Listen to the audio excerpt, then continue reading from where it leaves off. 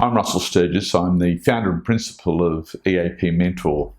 Welcome to a blog series that I'd like to do about the underpinning philosophy of EAP, where it came from, how I came across it, and a little bit about how I got to this point of developing the Enhancers Awareness Program.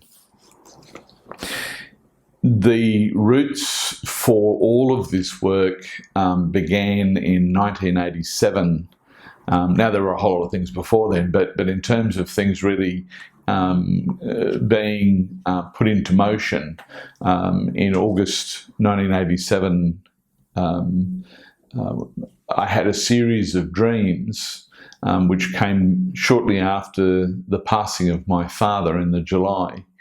And in these series of dreams, I was communicating with my father, who had, as I said, had deceased. And he taught me about principles of love in a way that had been foreign to my upbringing. And it was an expanded understanding. And when I say that, I was raised in a Christian home.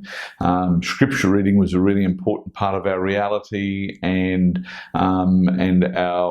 the religion that we were involved in was an intrinsic part of our life, even to the point where my father was my lay minister through the majority of my formative years. It was unusual, as I explained, the way that he was describing love. It was certainly not in a language that I was familiar with. And in the December, my mother gave me a copy of a book written by Dr. Jerry Jampolsky out of the United States called Teach Only Love. And as I was reading this book, all of a sudden, all of the things that my father had been talking to me about began to unfold on these pages, and I had this very sort of bizarre experience of having had this set of dreams where I was instructed about something that I was now reading about in a book several months later. To cut a long story short, I became fanatical nearly about wanting to know more about this, and went and bought every book that Jerry Jampolsky had written and read them, devoured them, I think would be a word.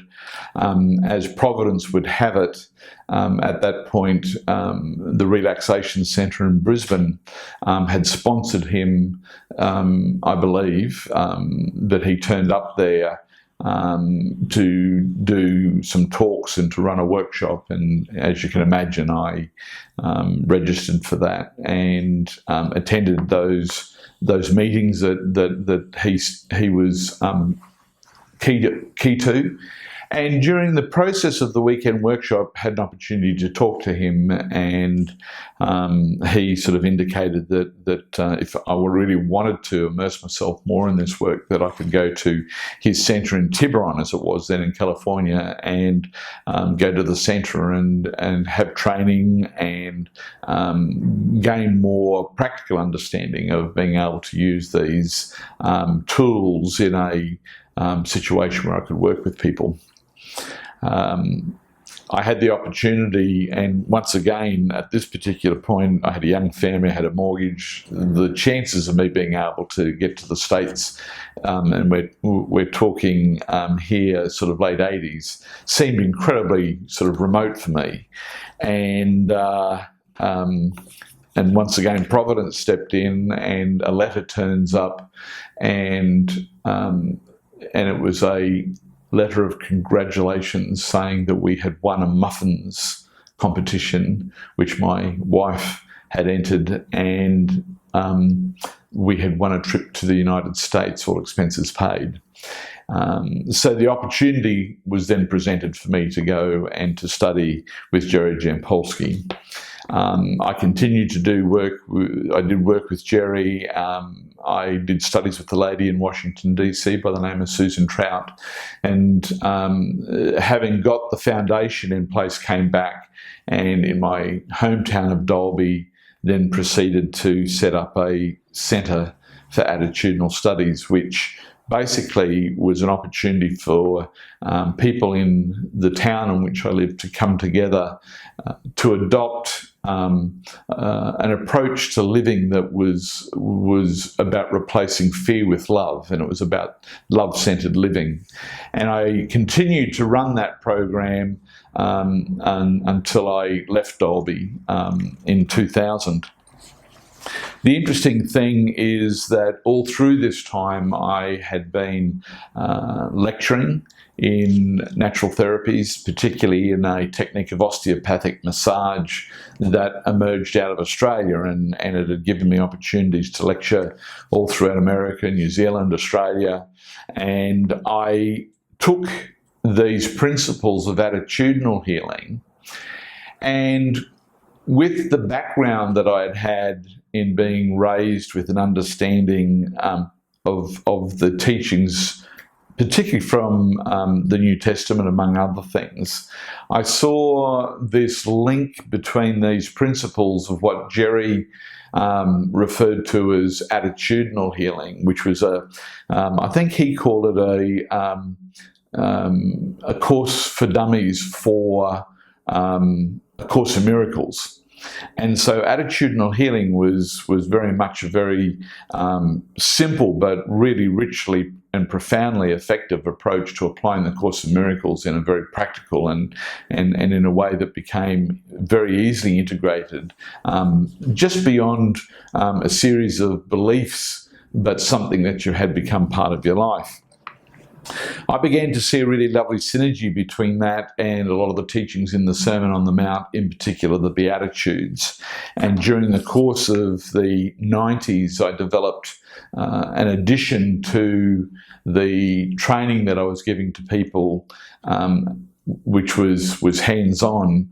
I added in a component of healing philosophy, which I called Beatitudinal Healing.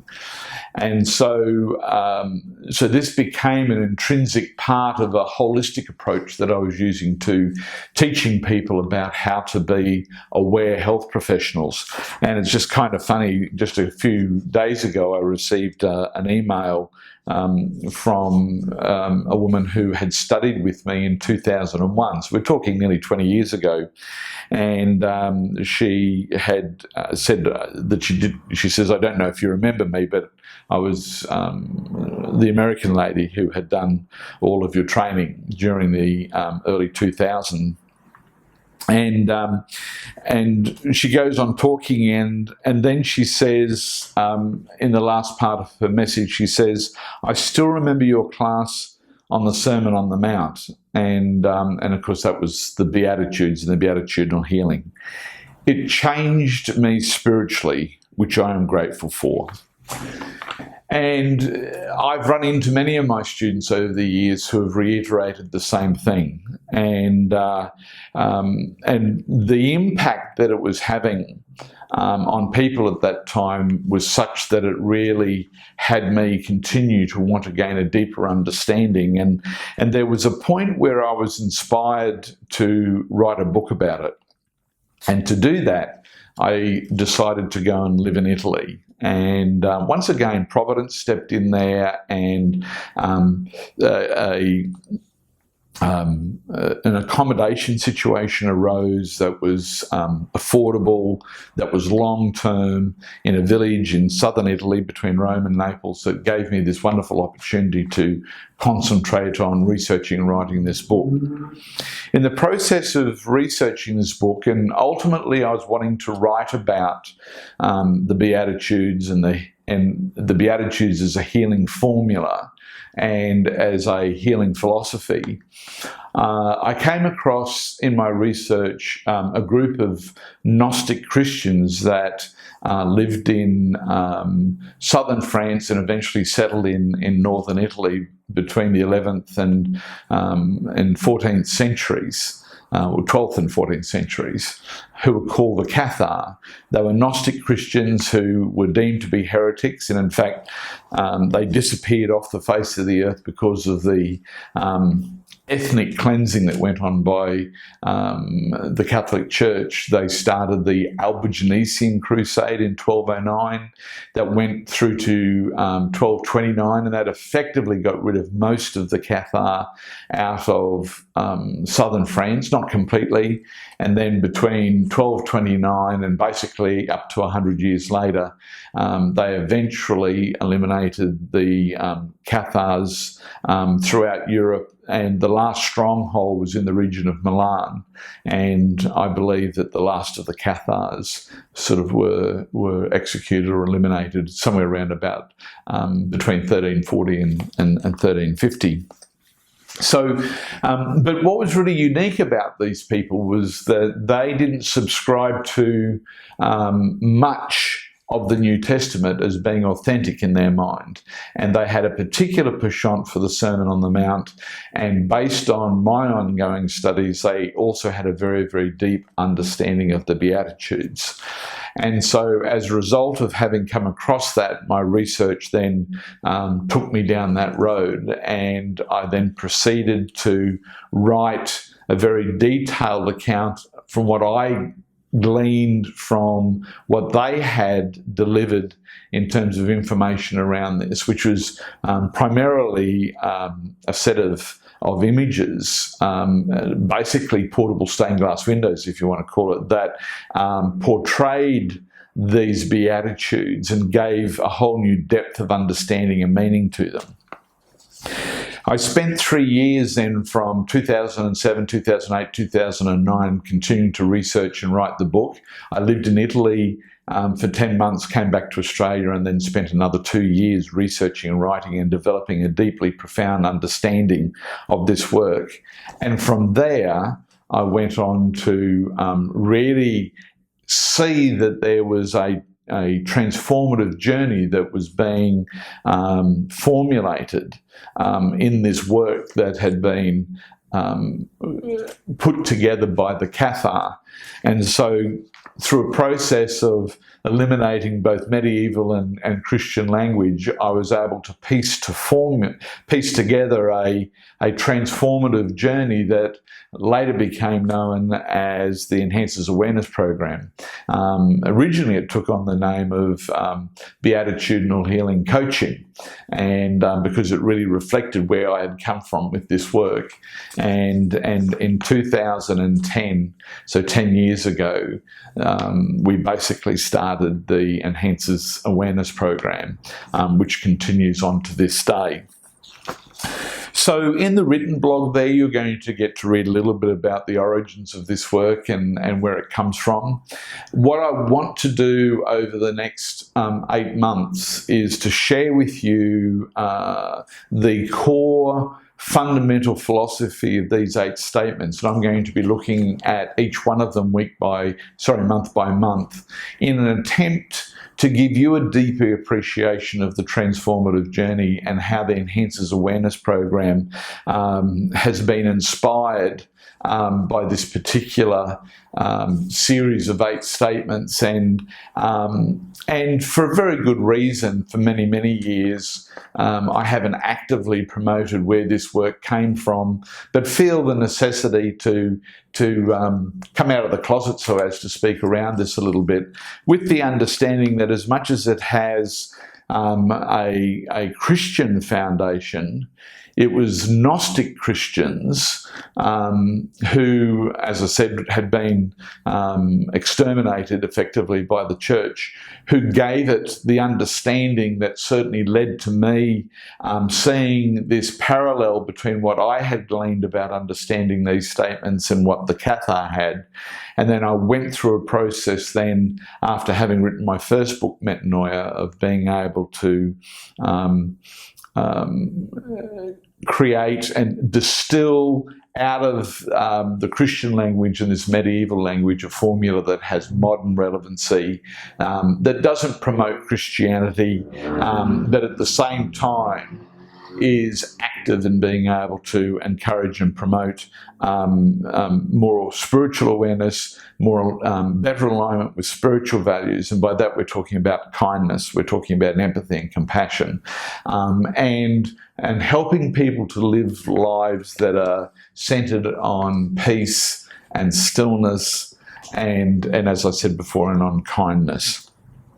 I hope that you find this series interesting and will give you some deeper insights into the profound nature of this work, and I look forward to sharing this knowledge with you, something that's been an intimate part of my understanding and who I've been certainly for over 30 years, and I hope that you get to enjoy this journey with me. Anyway, thank you.